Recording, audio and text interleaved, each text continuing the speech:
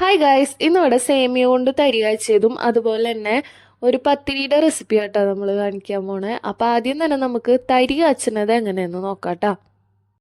അപ്പോൾ അതിനായിട്ട് ആദ്യം തന്നെ നമ്മൾ കുറച്ച് പാലെടുക്കുന്നുണ്ട് കേട്ടോ. അപ്പോൾ പാലൊന്ന് ജസ്റ്റ് ചൂടായി. പിന്നെ സേമിയയുടെ പാക്കറ്റ് എടുക്കുമ്പോഴാണെങ്കിൽ റോസ്റ്റഡിൻ്റെ പാക്കറ്റ് ആണെങ്കിൽ നമ്മൾ റോസ്റ്റ് ആക്കേണ്ട ആവശ്യമില്ല. റോസ്റ്റഡ് അല്ലെങ്കിൽ നമ്മൾ കുറച്ച് ഗീ ഒഴിച്ചിട്ട് ഒന്ന് ജസ്റ്റ് റോസ്റ്റ് ചെയ്തെടുക്കണം. ഞാനിവിടെ റോസ്റ്റഡ് സേമിയ ഉണ്ട് അടുത്തിരിക്കണേ. അപ്പോൾ അത് നീളത്തിലുള്ള കോലായിരുന്നു. അപ്പോൾ അതൊക്കെ ഒന്ന് ജസ്റ്റ് ഒടിച്ച്, അപ്പോൾ പാലൊന്ന് ചൂടായി വന്നതിന് ശേഷം ഏലക്കയും അതുപോലെ തന്നെ പഞ്ചസാരയും കൂടിയിട്ട് ഒന്ന് പൊടിച്ചെടുത്തതാണ്. അപ്പം അതിൻ്റെ മിക്സ് പാലിലേക്ക് ഒന്ന് ചേർത്ത് കൊടുക്കുന്നുണ്ട്. എന്നിട്ട് എല്ലാം കൂടെ നല്ലപോലെ ഒന്ന് മിക്സ് ചെയ്തെടുക്കുന്നുണ്ട്. തിളച്ച് വരാൻ വേണ്ടിയിട്ട് വെയിറ്റ് ചെയ്യാം കേട്ടോ. അപ്പോൾ അതുവരെ നമ്മൾ ജസ്റ്റ് ഒന്ന് ഇളക്കി കൊടുക്കണം.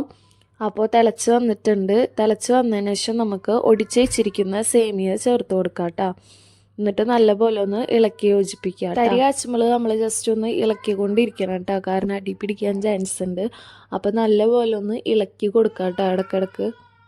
നോമ്പിന് മെയിനായിട്ട് ഉണ്ടാകുന്ന ഐറ്റാല്ലേ തരി കാച്ചിയത്, അതുപോലെ തന്നെ പത്തിരി, ബീഫ്, പിന്നെന്താ ജീരകക്കഞ്ഞി. ഞാൻ നെക്സ്റ്റ് ഡേ എന്തായാലും ജീരകക്കഞ്ഞിയുടെ വീഡിയോ അപ്ലോഡ് ആക്കാം. അപ്പോൾ നല്ലപോലെ മിക്സ് ചെയ്തെടുത്തതിന് ശേഷം ഞാൻ കുറച്ച് പഞ്ചസാരയും കൂടി ആഡ് ചെയ്ത് കൊടുക്കുന്നുണ്ട് കേട്ടോ.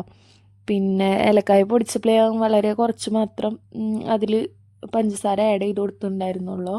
അപ്പോൾ ബാക്കി പഞ്ചസാരയും കൂടി ഞാൻ ആഡ് ചെയ്ത് കൊടുത്തിട്ട് നല്ലപോലെ ഒന്ന് മിക്സ് ആക്കി എടുക്കുന്നുണ്ട്. അപ്പോൾ അതെല്ലാം നല്ലപോലെ മിക്സ് ആക്കി എടുത്തതിന് ശേഷം പിന്നെ വളരെ കുറച്ച് മാത്രം ഞാൻ റവ ചേർത്ത് കൊടുക്കുന്നുണ്ട്.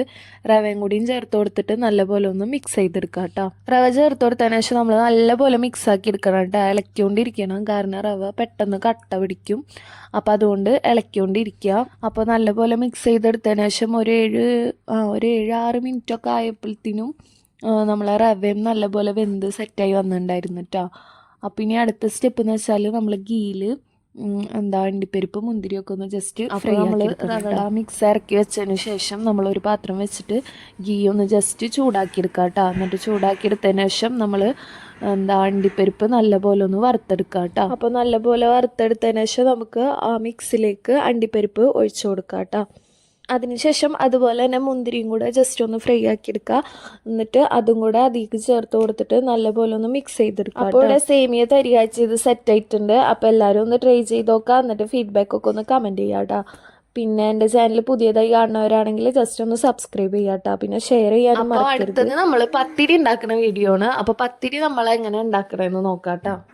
അപ്പോൾ ആദ്യം തന്നെ നമുക്ക് പത്തിരി ഉണ്ടാക്കുമ്പോൾ ശ്രദ്ധിക്കേണ്ട കാര്യം എന്ന് വെച്ചാൽ വെള്ളത്തിൻ്റെ കാര്യമാണ്. വെള്ളത്തിൻ്റെ അളവ് കൂടാനും പാടില്ല, കുറയാനും പാടില്ല. ആ ഒരു സെറ്റ് ഇരിക്കണം. കുറഞ്ഞാലും നിങ്ങൾ പത്തിരി ഉണ്ടാക്കുമ്പോൾ എപ്പോഴും വെള്ളത്തിൻ്റെ അളവ് ശ്രദ്ധിക്കുക കേട്ടോ. അപ്പോൾ ഒരു ഗ്ലാസ് പൊടിക്ക് 1.5 ഗ്ലാസ് വെള്ളം എന്ന അളവിൽ വേണ്ടിട്ട് എടുക്കാൻ വേണ്ടിയിട്ട്. അപ്പം ഞാൻ വെള്ളം ഒന്ന് വെച്ചിട്ടുണ്ട്.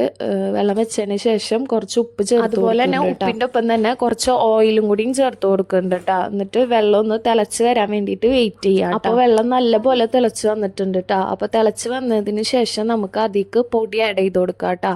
പൊടി ആഡ് ചെയ്ത് കൊടുത്തതിന് ശേഷം മിക്സ് ചെയ്യാൻ വിട്ടുപോകരുത്. നല്ലപോലെ മിക്സ് ചെയ്തെടുക്കണം കേട്ടോ, കാരണം പൊടി കട്ട പിടിക്കും. പിന്നെ അവിടെ ഇവിടെ കയറ്റാവും വേവ.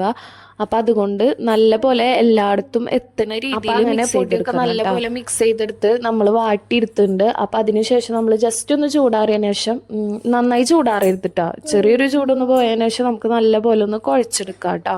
ഫുള്ളായി ചൂടാറാൻ പാടില്ല. അത് നല്ലപോലെ കുഴച്ചെടുത്തതിന് ശേഷം ചെറിയ ഉണ്ടകളാക്കി വെച്ചിട്ടുണ്ട്. അപ്പം അതിന് ശേഷം പ്രസ്സിൽ വെച്ചിട്ട് നമുക്ക് പരത്തിയെടുക്കാം കേട്ടോ. അപ്പോൾ പ്രസ്സിൽ വെച്ച് പരത്തിയെടുത്തതിന് ശേഷം ജസ്റ്റ് ഒന്ന് പൊടിയിൽ വെച്ചിട്ടൊന്ന് തട്ടിയെടുക്കണം കേട്ടോ. നമ്മൾ അരിപ്പൊടിയിൽ തന്നെ ജസ്റ്റ് ഒന്ന് തട്ടിയെടുക്കുക.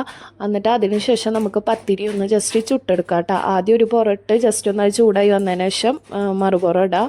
എന്നിട്ട് അതൊന്ന് ചൂടായി വന്നതിന് ശേഷം പിന്നെയും ഒന്ന് തിരിച്ചിടാം. അപ്പം നമുക്ക് ജസ്റ്റ് ഒന്ന് പൊള്ളച്ച് നല്ല സെറ്റായി കിട്ടും കേട്ടോ. അപ്പോൾ പത്തിരി റെഡി ആയിട്ടുണ്ട്. അപ്പോൾ എല്ലാവരും ഒന്ന് ട്രൈ ചെയ്ത് നോക്കാം. എന്നിട്ട് ഫീഡ്ബാക്കൊക്കെ ഒന്ന് കമൻറ്റ് ചെയ്യാം കേട്ടോ. അപ്പോൾ ഇത്രയുള്ളൂ. Thanks for watching.